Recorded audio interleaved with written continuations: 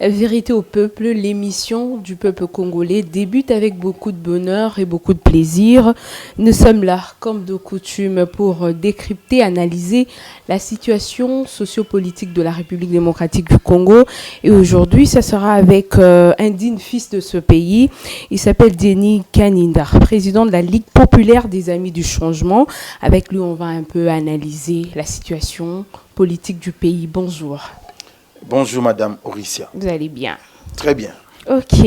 Comme mon pays. Comme mon pays, comme votre pays, nous l'espérons bien. On parle politique, l'actualité est dominée par l'adresse du chef de l'État, un discours de 6 minutes. Déjà, quelle est votre impression? Non mais c'est un discours qui a surpris tout le monde. Déjà que on attendait ce discours avec beaucoup d'impatience.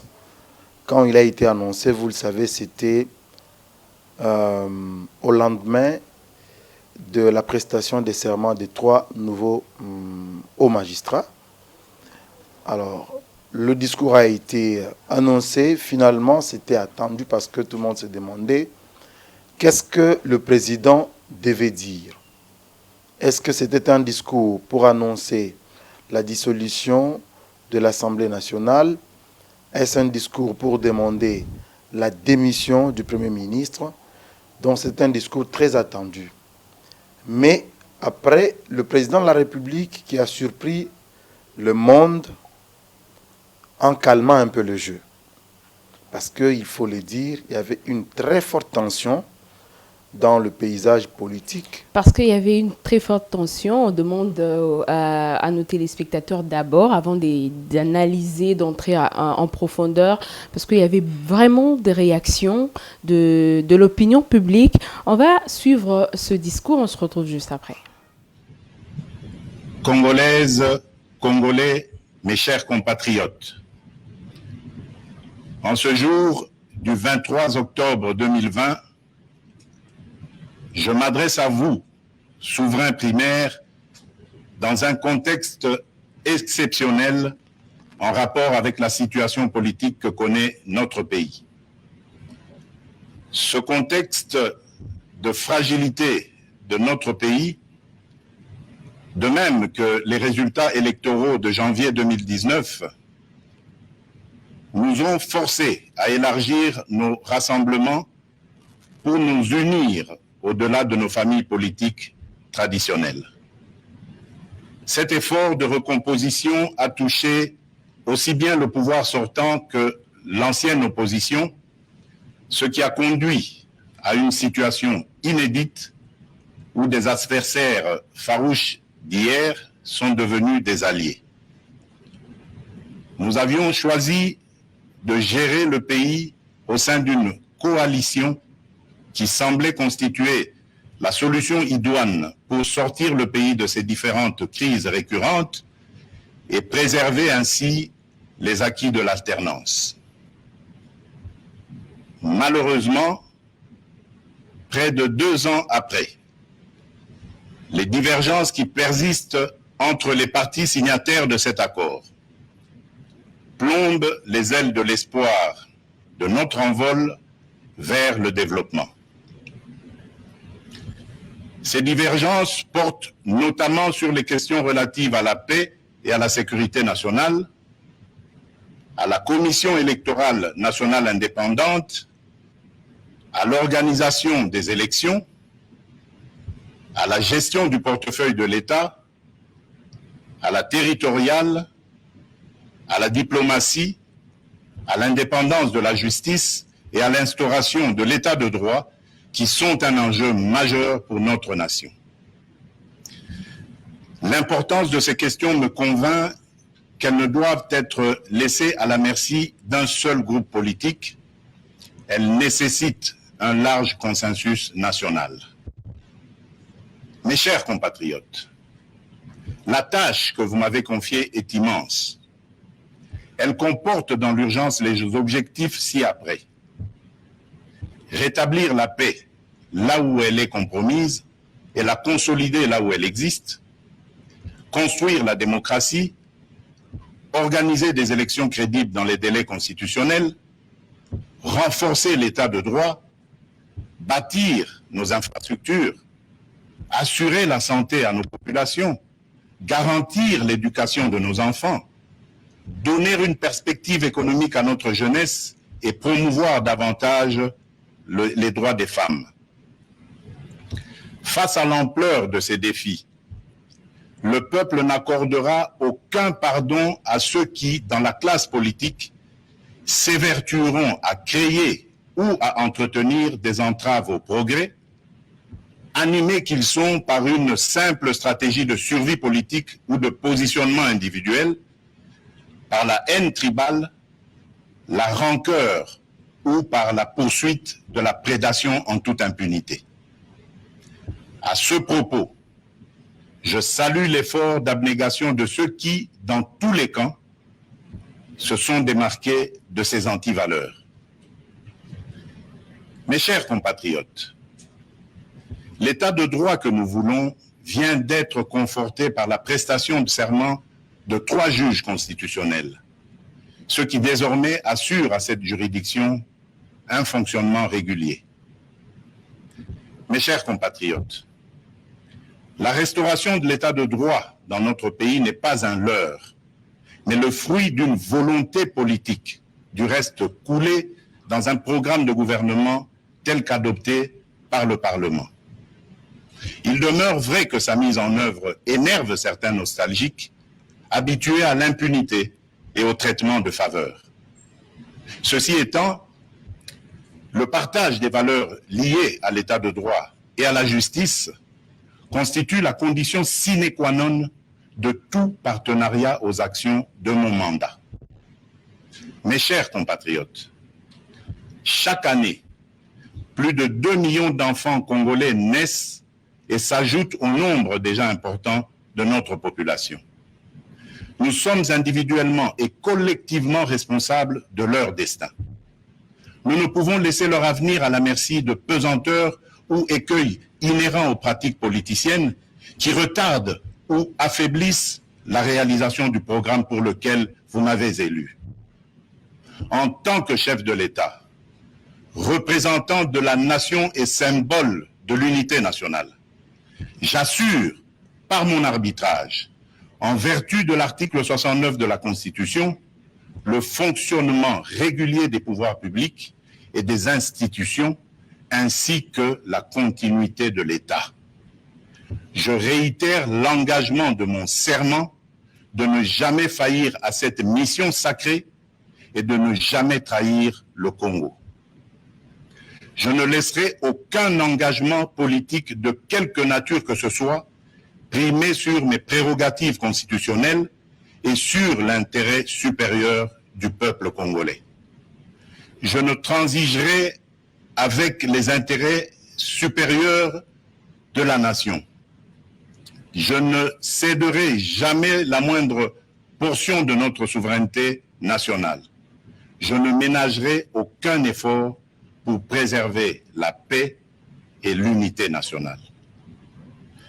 Eu égard à ce qui précède, et considérant que le salut du peuple est la loi suprême, j'ai décidé d'entamer dès la semaine prochaine une série de contacts visant à consulter les leaders politiques et sociaux les plus représentatifs afin de recueillir leurs opinions à l'effet de créer une union sacrée de la nation autour des objectifs précités.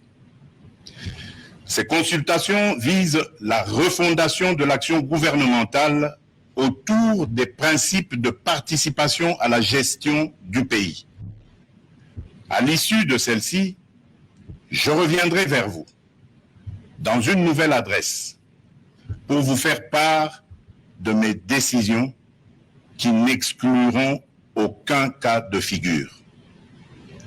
Debout, Congolais, prenons le plus bel élan pour un Congo fort, libre et prospère. Que Dieu bénisse la République démocratique du Congo. Je vous remercie. Et voilà, c'est le retour. Nous sommes là, nous continuons avec Vérité au peuple. Cette annonce le discours du chef de l'État annoncerait-il la fin de la coalition FCC-Cash? Bon, j'étais en train de dire que le discours a suscité quand même beaucoup de tensions parce que dans l'espace de 3 jours, le FCC a fait près de 7 déclarations, ce qui n'a jamais été le cas auparavant, ce qui signifie que les gens étaient dans les mois, les gens étaient émotionnés, les gens étaient quelque peu troublés parce qu'ils ne savaient pas qu'est-ce qui arrivait. Alors quand le président vient s'adresser aux Congolais, il leur dit, il annonce des consultations. Des consultations en vue de former ce qu'il a appelé l'Union sacrée pour la nation et tout. Ça, c'est quelque chose de nouveau qu'on n'avait jamais entendu. Mais qu'est-ce que ça nous amène au fait? Parce que vous le savez, la population demande depuis 2 ans au président de la République de mettre fin à ce mariage FCC-Cash. C'est depuis 2 ans que la population le demande. Personnellement, je le demande aussi au président de la République de mettre fin à cette union que certains ont qualifiée d'incestueuse. Mais de quelle population parlez-vous? Parce que aussi du côté FCC, on demande aussi à la population d'être attentif, de ne pas se laisser. Je ne sais de quelle population parlez-vous maintenant. Nous avons 2 camps actuellement au pays. Oui. Nous avons un camp du changement et nous avons un camp du statu quo. Le camp du changement, c'est celui que j'appelle le camp du peuple. Dans ce camp-là, on retrouve tous ceux qui ne bénéficiaient pas de leurs droits. Tous ceux qui ont vu leurs droits être bafoués au profit des gens du camp du statu quo, c'est-à-dire des gens qui se sont formés un système dans lequel eux seuls se retrouvaient avec femmes, enfants, copines et tout ce que vous voulez. Ils ont là-dedans des magistrats, des juges, des professeurs d'université, des enseignants, des agents payeurs, des colonels, et voire même des journalistes qui sont dans ce camp-là, qui s'est retrouvé dans un système de prédation de tous les biens du Congo à leur propre profit. Tenez par exemple, comment vous pouvez m'expliquer qu'il y ait juste un groupe de gens qui se soit tapé plus de 1529 exonérations qui faisaient perdre au trésor public plus de 5 milliards de dollars par an. Juste un groupe de gens. Alors que pour tous les Congolais, les plus ou moins 80 millions d'habitants, on leur laisse un budget de 5 milliards pour se partager. Donc juste 5 milliards pour tous les Congolais et 5 milliards entre les mains d'une catégorie de personnes. Et ces gens-là, madame, qui construisaient des immeubles à travers la ville de Kinshasa, dans l'est du Congo, ces gens qui bouffaient la solde des militaires, qui prenaient les tenues de nos militaires pour les donner aux rebelles, aux forces négatives. Ces gens-là qui prennent les salaires de nos enseignants pour leur famille, pour leur 2e, 3e bureau, leurs copines, qui ont logé des femmes à la Cité du Fleuve, à Oasis et partout dans des grandes villas à Kinshasa. Ces gens-là qui ont pris l'argent de nos policiers pour mettre dans leur poche, ils sont dans le camp que j'appelle le camp du statu quo. Et ce camp-là, ils ne veulent pas que les choses changent. Et lorsque moi je parle de la population, je parle de cette population-là qui se retrouve dans le camp qui réclame changement. Le camp qui réclame que le président de la République fasse quelque chose pour que le poisson revienne dans l'assiette. Pour que la viande revienne dans l'assiette. Les gens qui souffrent aujourd'hui, qui n'ont pas encore su comment envoyer leurs enfants à l'école, comment envoyer leurs enfants à l'université, c'est de cette population-là que je parle. Madame. Vous pensez que la population est mature aujourd'hui pour dire non à tout ce qu'ils appellent comme injustice, tout? Vous pensez que la population congolaise aujourd'hui est mature dans ce sens? Nous avons connu un homme qui a su ouvrir les yeux des Congolais. Il s'appelait Étienne Tshisekedi Mulumba. Quelqu'un qui a connu ce qu'on appelle la relégation. C'est-à-dire, tu es à Kinshasa avec ta famille, de gens qui étaient habitués à vivre l'Europe, à vivre l'électricité, à vivre la régie des eaux. Mais on te prend des forces, et toi, et ta femme, et certains de tes enfants, dont le président de la République aujourd'hui, on vous envoie en province, pas en Mbujimaï, mais au village natal. C'est-à-dire, tu passes nuit dans le noir, tu te réveilles avec la fumée des bois morts pour lesquels on doit faire pour toi le déjeuner. Donc, on te retourne dans la vie du village.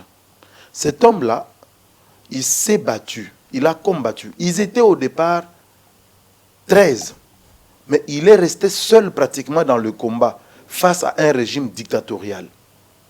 Il a ouvert les yeux des Congolais pour que les Congolais sachent comment défendre leurs intérêts, comment revendiquer. C'est cet homme-là. Et même beaucoup de ceux qui parlent aujourd'hui, qui crient, qui sont dans les camps, il y a Bandoki, Bandeke, Bandeko, FCC là, ces gens-là sont passés par lui. Vous voyez, il a ouvert les yeux des Congolais. Les Congolais sont-ils matures ou pas? Je crois que nous le voyons, parce que la politique hier était réservée à une certaine classe. Mais aujourd'hui, c'est tout le monde qui s'intéresse à la politique. C'est tout le monde qui cherche à savoir qu'est-ce que le président a dit dans son discours. Vraiment, qu'est-ce que le président a dit dans son discours? Discours à ne pas favoriser la paix, décevant pour le camp de la coalition, on va dire, du côté FCC. Le discours du chef de l'État n'était pas un discours de paix, c'était décevant. Ils attendaient peut-être que le président sursoie la prestation de serment des juges. C'est le camp du statu quo, madame. Ils ne veulent pas que ça change. Comment voulez-vous qu'ils croient que le discours du chef de l'État était un bon discours?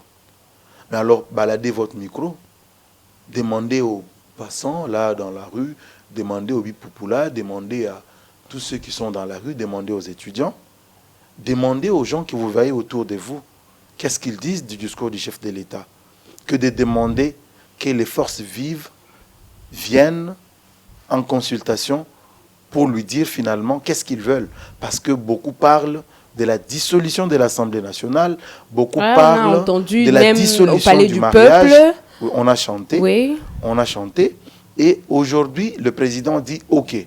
Ça, je considère que c'est de manière informelle. Maintenant, de manière formelle, je veux écouter les forces vives. Et les gens là vous disent non, le président, il parle pour faire rire. Qu'est-ce que vous pouvez attendre de mieux de ces gens-là? Rien du tout. Parce que nous parlons prestation de serment, parce que c'est de là qu'a commencé la chose. Quel est alors le non-dit de ces nominations en fait? Qu'est-ce que la population peut comprendre? Ce qui n'est pas dit de ces nominations, parce que ça coulait beaucoup d'encre et salive. Ce qui n'est pas dit, c'est que nous étions dans un système où, si, tel que vous êtes là, je ne sais pas vous étiez dans quelle université, mais vous êtes à l'UNIKIN, il y a un professeur qui veut de vous, il suffit juste que vous disiez non, et il vous bloque. Il vous bloque les codes sexuellement transmissibles ou promotion canapé. Nous étions dans ce système-là. Et lorsque vous allez en justice, on sait qu'il y a un magistrat là-bas qui va bloquer. Lorsque vous allez au parquet, on sait qu'il y a un juge qui va bloquer. Mais est-ce que vous pensez que ces gens-là peuvent vouloir qu'ils perdent ces juges, ces magistrats, si facilement? Non, parce qu'ils étaient leur dernier rempart. Parce qu'aujourd'hui, regardez ce qui se passe. Ils vous disent qu'ils ne vont pas considérer les juges qui ont prêté serment, ils ne vont pas considérer leurs actes. Mais écoutez, ils sont majoritaires à l'Assemblée nationale. Oui. Ça signifie que l'Assemblée nationale ne va plus fonctionner. Parce que s'ils votent des lois, la constitutionnalité de ces lois sera validée par qui? Mais c'est par ces juges. Et ces juges ne vont pas travailler de manière solitaire. Parce qu'ils sont dans un corps. C'est la Cour constitutionnelle. C'est constitué de 9 juges et non 3. Mais vous voyez que ces gens ne savent pas ce qu'ils cherchent. Il y a des professeurs d'université qui sont là-bas, mais qui ont aliéné leur intelligence, qui ont aliéné leur savoir. Mais tout ça, c'est pour des petits intérêts. Et c'est minable, madame. Donc, qu'ils vous disent non, la prestation des serments et tout, nous ne considérons pas, ça c'est pour, ça ne nous concerne pas. Ça, c'est normal parce qu'ils sont dans un schéma du statu quo, que les choses ne changent pas. Ce qui se cache, c'est que pour eux, ces magistrats, ce sont eux qui pouvaient les défendre. Donc, les faire partir, c'est catastrophique pour eux. Du coup, le président retrouve la force de pouvoir faire passer les intérêts du peuple congolais avant tout. Les intérêts du peuple congolais avant tout.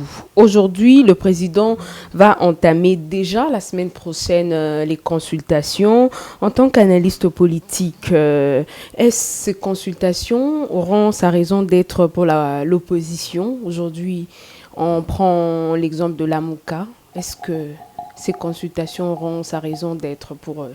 Mais de quel Lamuka vous parlez? Moi, je vois que Lamuka est déjà avec le président de la République. Vous êtes sûr? Parce que vous avez vu le message de Moïse Katumbi. Moïse Katumbi, qui il est? C'est le fabricant de Fayoulou. C'est le fabricant de Fayoulou, Moïse Katumbi. C'est lui qui a fabriqué Moïse Katumbi. Et il a demandé à ses députés d'aller massivement à l'Assemblée nationale assister à la prestation des serments de ce nouveau juge. C'est Jean-Pierre Bemba, avec le MLC, où on a vu la participation de ces députés et sénateurs à cette cérémonie. Alors, de quel Lamuka vous me parlez? Bon, Lamuka est avec le président de la République, madame. Vous affirmez cela? Je l'affirme parce qu'ils étaient là. Dans la rue. Vous pensez qu'aujourd'hui, Lamuka accepterait de s'associer ou de se marier, s'il faut parler en termes de mariage, comme c'est courant actuellement, Lamuka accepterait de se marier avec Kabila qu'avec Tshisekedi? Non, je ne pense pas. Lamuka n'accepterait jamais d'accompagner Kabila au détriment de Tshisekedi. Avec Tshisekedi, ils ont des liens de longue date, d'un combat pour le peuple congolais. Ce qui les a séparés, c'est juste au niveau des approches. Parce que pour Lamuka, il fallait tout casser directement, tout refuser de Kabila. Mais l'approche de Tshisekedi, parce que, vous souvenez-vous, peu avant l'élection, Lamuka était dans une approche, pas de machine à voter. Avec machine à voter, pas d'élection. Mais Tshisekedi avait plutôt pris l'approche, avec ou sans machine, nous allons aux élections. Oui. C'est ça qui les a divisés. Mais pour le reste, ils étaient bien d'accord. Ils étaient bien d'accord. Adolphe Mouzito, qui est, à mon humble avis, un peu honnête par rapport à Fayoulou, il le dit si bien. Il reconnaît aussi bien l'honnêteté de Félix Tshisekedi, le président de la République. Donc, c'est vous dire qu'aujourd'hui, s'il faut analyser au niveau des alliances qui peuvent se former demain, il y a plus de probabilités au niveau des consultations que Lamuka se joigne à Félix Tshisekedi que plutôt de rejoindre Joseph Kabila, comme ça a failli l'être avec Martin Fayoulou, avec la démarche qui a été menée par Raymond Tshibanda. Lamuka dit qu'il avait entamé peut-être de réformes institutionnelles et tout. Est-ce le président de la République pourrait en tout cas faire attention aux propositions de la coalition Lamuka, vu leur alliance avec FCC, qui est aussi majoritaire au Parlement? Madame, moi je crois que les réformes, nous en avons besoin. Aujourd'hui, dans ce pays, nous avons besoin des réformes dans tous les domaines. Le président peut partir. Partir, c'est-à-dire? C'est-à-dire s'allier aux décisions d'autres camps qui est en tout cas... Non, mais quand vous formez une alliance, ça signifie que vous vous mettez d'accord sur des principes de gouvernance, sur des principes de gestion de la République. C'est-à-dire que Jean-Pierre Bemba Moïse Katumbi, Adolphe Mozito et probablement Martin Fayoulou ne viendront pas pour les beaux yeux du président Félix. Donc s'ils viennent, il y a des concessions qui devront être engagées de part et d'autre. Ça signifie que Martin Fayoulou ou Moïse Katumbi ou Jean-Pierre Bemba devront en ce moment-là concéder, ils devront faire des avancées par rapport à leur position d'aujourd'hui, et tout comme le président de la République devra faire des concessions sur ses positions d'aujourd'hui, mais les tout dans l'intérêt du peuple congolais, parce que là, vous vous souviendrez de ce que le président dit, le salut du peuple et la loi suprême. Il n'y a aucune alliance qui peut passer avant l'intérêt du peuple congolais. Donc, c'est vous dire que même s'il y a consultation, le président de la République, il a un principe qu'il tient dans sa main, c'est l'intérêt du peuple. Et comme vous le savez, avec le slogan du parti d'où il vient, l'UDPS, le peuple d'abord. Donc, quelles que soient les alliances qu'il va contacter demain à travers des consultations, mais il a son leitmotiv qui est le peuple d'abord. Donc, il ne pourra pas s'engager dans une alliance à travers une consultation pour nouer une relation qui va au détriment des intérêts du peuple congolais. Ça, je ne m'y attends pas. Peut-être cela a été le cas avec la coalition FCC, parce que 2 ans après, le président s'est dit, apparemment, le non-dit, c'est que nous étions avec les gens qui n'étaient pas, au fait, pour le peuple. Vous avez un ennemi qui tient votre femme, votre enfant, entre ses mains, et qui vous dit, j'ai besoin de votre téléphone. Vous me donnez votre téléphone, je laisse femme et enfant. Vous refusez avec votre téléphone, je les tue. Vous faites quoi? C'est ce qui s'est passé. Joseph Kabila avait tout entre ses mains. Il avait l'armée, il avait la police, il avait l'argent, il avait tous les moyens de l'État. Comment est-ce qu'on pouvait prendre la présidence de la République? Donc, il fallait accepter d'entrer en coalition avec lui pour commencer à gérer le pays. C'est seulement quand on a commencé à gérer le pays, quand on a compris le système, qu'on peut le détruire. On ne peut pas détruire un système de l'extérieur. Madame, scientifiquement, vous ne pouvez pas me le prouver. On ne peut pas détruire un système politique de l'extérieur. Un système politique, on le détruit de l'intérieur. On y entre, on active ces lobbies au niveau interne et international. En ce moment-là, on arrive à détruire le système. Regardez Félix Tshisekedi, il promet aux Congolais, il dit, nous devons déboulonner le système. Mais ça, c'est après. Pendant combien de temps l'opposition cherchait à avoir le pouvoir? Pendant combien de temps? Plusieurs. Pendant des décennies. Et ça n'a pas marché. Le Sphinx, d'heureuse mémoire, Étienne Tshisekedi Mulumba, vous pensez qu'il n'avait pas les atouts pour gérer ce pays? Mais moi, je crois que le président Félix Tshisekedi, c'est pratiquement une version, je voulais dire améliorée, de Étienne Tshisekedi. C'est une évolution Il avait mis de Étienne un peu l'eau Tshisekedi dans le vin. qui a essayé de voir un peu comment est-ce qu'on peut arriver au pouvoir sans effusion de sang, avec un pouvoir sanguinaire. Ce n'était pas facile. Vous avez vu avant les élections de décembre, dans ce pays, une forme de militaire qu'on ne pouvait pas définir. Je ne sais pas si les Congolais ont oublié. On a vu des militaires qu'on ne pouvait pas définir. On ne savait pas si c'était des Rwandais, c'était des Ougandais, ils venaient d'où, c'était qui. On ne pouvait pas comprendre. Et comment pensiez-vous avoir le pouvoir des mains d'un homme qui vous dit, comment vous voyez votre avenir? Je mourrai d'une balle dans la tête. Comment pensez-vous avoir le pouvoir entre les mains de quelqu'un comme ça? Il fallait passer par une diplomatie. Et le président a su le faire. Mais maintenant, le combat n'est pas terminé.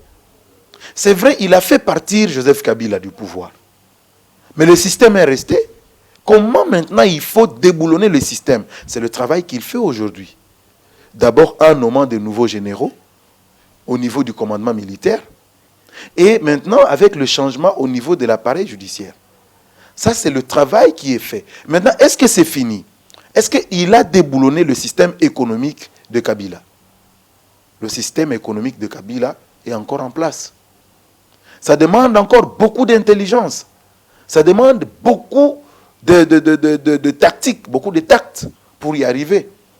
Donc, moi, je crois que les consultations qui sont en train d'être menées aujourd'hui par le président de la République sont de nature à aider justement le pays à aller de l'avant. Parce que les magistrats qui sont nouvellement nommés vous ont déjà dit qu'ils vont travailler dans l'intérêt du peuple congolais à travers leurs serments.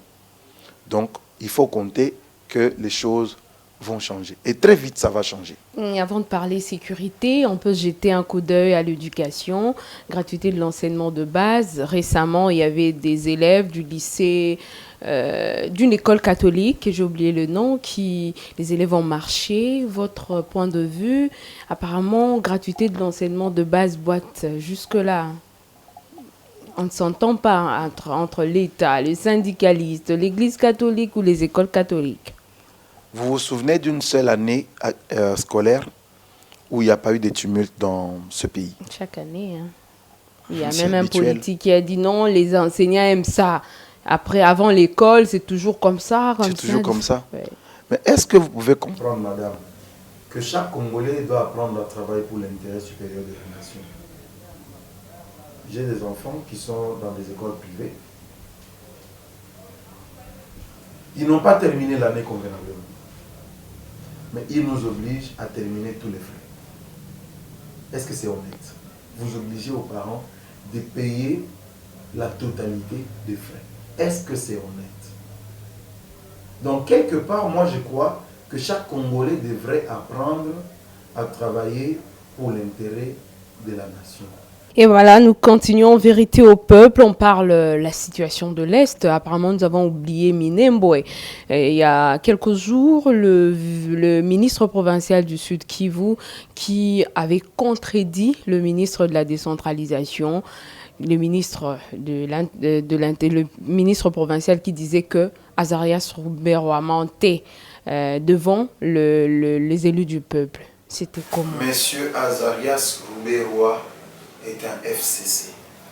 Ça signifie qu'il appartient au camp du statu quo. Le camp qui ne veut pas que les choses changent au profit de la République démocratique du Congo. C'est des gens qui travaillent pour leurs propres intérêts. Et même s'il est appelé à l'Assemblée nationale, on ne va rien lui faire. Rien. Je vous mets au défi, revenez 2 mois plus tard avec votre micro, Azarias Ruberwa ne subira aucune sanction de la part du FCC. Parce qu'ils sont dans un système. Il fait partie du système. C'est un maillon du système. L'enlever du système, ça signifie bloquer la machine. C'est comme une chaîne du vélo. Donc quand vous avez cette chaîne-là, si vous enlevez un seul maillon, ça signifie que le vélo ne va plus tourner. Donc, ce qui se passe avec nos frères de Banyamulenge, nos frères de Banyamulenge. Comme l'avait dit le président. Madame, il y a un grand piège face au Congo. Un complot face aux Congolais. C'est quoi le piège?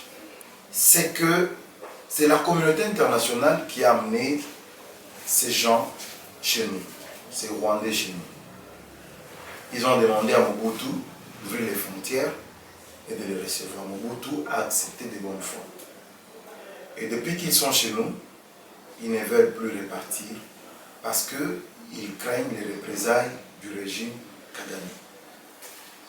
Et ils sont chez nous, un peu comme les sont aussi les Bazombo, mais qui n'ont jamais réclamé une terre, qui n'ont jamais revendiqué la nationalité. Nous avons nos frères qui vivent en Belgique, qui vivent en France, qui vivent en Allemagne et un peu partout.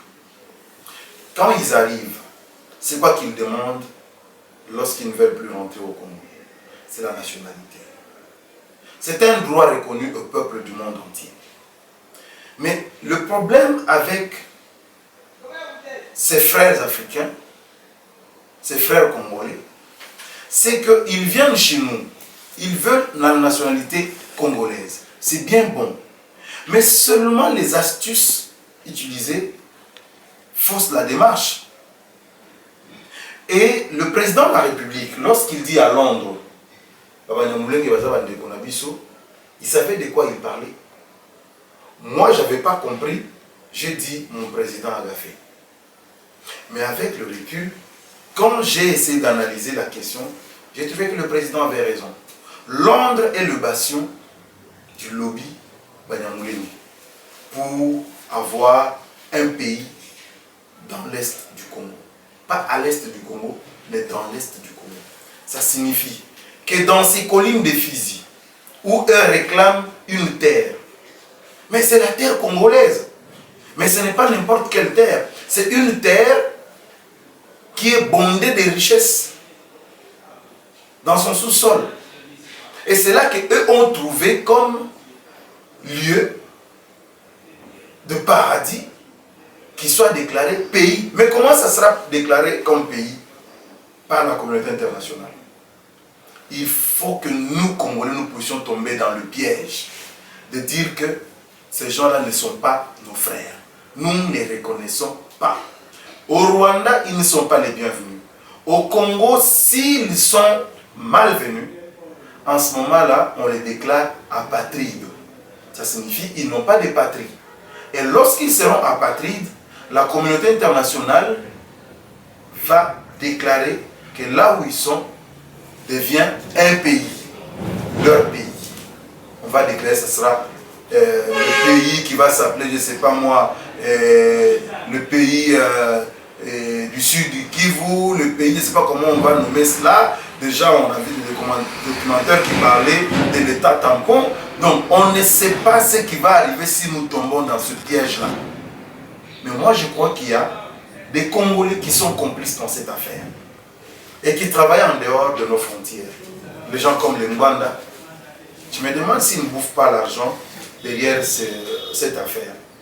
Mais aujourd'hui, je regrette que notre frère, Martin Fayoulou, puisse tomber dans ce piège-là, avec son Lamuka. Ils sont tombés dans ce piège-là. Mais les Congolais doivent comprendre, si nous tombons réellement dans ce piège-là, de chasser les Banyamulenge, de les considérer comme des ennemis, ils vont se victimiser et au niveau international, ils vont avoir un plus grand soutien que celui dont ils bénéficient aujourd'hui pour avoir leur pays à eux sur notre sol. Et ça, nous ne l'accepterons pas de notre vivant. Alors, insécurité, tuerie, massacre, la situation serait loin d'être trouvée. La solution serait loin d'être trouvée, hein, parce qu'il y a des morts et des morts. Même quand le président était à l'Est, les ADF, les rebelles tuaient toujours. La solution, c'est pour quand? La solution, le président de la République dit, nous devons mettre sur pied une commission. Une commission des non-originaires qui va essayer de statuer sur, les limites de Minembwe, qui a été érigée en commune par un forcing du FCC. Quelles sont les limites de Minembwe? Pour que l'on déclare une entité commune, il faut qu'elle ait plus ou moins 20 000 habitants. On va appeler les statisticiens, les géographes, les historiens, les anthropologues, toutes les sciences que vous voulez, ils se mettront ensemble, ils vont définir les limites, ils vont définir l'identité, ils vont définir tout ce que vous voulez pour que nous sachions qui est réellement les Munyamulenge. Et ça, je crois que ça aura été une solution. Parce que tout ce qui se passe dans l'Est du Congo aujourd'hui, c'est une guerre d'intérêt. Comment voulez-vous que vous puissiez avoir de l'industrie chez vous qui fait de vous premier exportateur de telle ou telle matière, alors que dans votre sol, cette matière n'existe pas. Elle existe dans un pays voisin. C'est là le problème. Mais je crois que la solution, l'approche prise par le chef de l'État est la meilleure que celle qui est prônée par Fayoulou, qui est une approche de la terre brûlée. Je crois que le président de la République, il est mieux conseillé. pour régler cette situation de l'Est du Congo. Et je crois que ça va finir très bientôt. Votre dernier mot au peuple qui est impatient de voir sa situation, surtout sociale, changer? D'avoir confiance en lui, d'avoir confiance au chef de l'État qui est sur une très bonne voie. Les gens qui nous suivent n'ont pas peut-être l'occasion d'approcher les circuits de prise de décision actuellement au pays, notamment ce que fait le président de la République. Il y a des choses qu'on ne voit pas à la télé, il y a des choses qu'on ne dit pas à la radio. Nous, journalistes, nous entendons beaucoup, nous voyons beaucoup, mais nous ne disons pas tout, parce qu'il ne nous est pas permis de tout dire. Mais nous savons que le président de la République est sur une bonne voie. C'est quinquennat. Quand j'analyse, je vois qu'il n'y aura pas grand-chose. Au point social, il n'y aura pas grand-chose. Pourquoi? Parce qu'il faut placer les jalons du développement. Il faut mettre les structures. Il faut remettre le pays sur les rails. Il faut mettre hors d'état de nuire tous ceux qui roulaient contre les intérêts de nos militaires, contre les intérêts de nos enseignants, contre les intérêts de toute la population congolaise. C'est pourquoi j'ai dit il faut faire confiance au chef de l'État, il faut avoir confiance en soi-même. Je lisais sur le mur d'un de mes collaborateurs qui a écrit sur son statut, il dit « Un jour, je serai important ». C'est John Makula qui a écrit ça. « Un jour, je serai important ». Alors, lui n'était pas là. J'ai posé la question à celui qui était avec moi. Il dit « Comment quelqu'un peut écrire sur son mur « Un jour, je serai important ». Donc, aujourd'hui, il est quoi? Donc, Le contraire, oui. Non, non, les Congolais devraient apprendre à avoir confiance en soi. C'est ce qui va sauver ce pays. Je vais finir par dire que nous sommes aujourd'hui, vous êtes venus, nous avons enregistré dans les installations de Congo Market Télévision, Oui. qui est notre média. Ce média, nous l'avons mis en place justement pour aider nos confrères, nos consoeurs qui sont sur Internet, qui vendent une certaine image de notre pays, qui montrent au monde que rien ne va au Congo. Tout est détruit au Congo. Il n'y a rien de bon au Congo. Il n'y a aucun bon journaliste au Congo. Il n'y a aucune meilleure présentatrice au Congo comme vous le faites là. Tout est noir au Congo, tout est mort au Congo, tout ne marche pas, le pays va droit vers l'enfer. Vers l'enfer. Nous sommes morts, nous n'avons rien. Nous, on a mis cet espace au profit de nos confrères, de nos consoeurs, pour qu'ils viennent enregistrer des émissions dans un cadre plus ou moins confortable et mettre au public des émissions de bonne qualité. C'est pourquoi nous le faisons. Ils peuvent nous contacter, oui. Vous contactez vous pour nous avoir, parce que nous devons nous aider. Madame, ce pays a été tué. Allez regarder les conditions dans lesquelles les journalistes ont été placés dans ce pays. Les journalistes ont été clochardisés par des gens qui ont le pouvoir en termes d'argent, en termes de pouvoir de décision.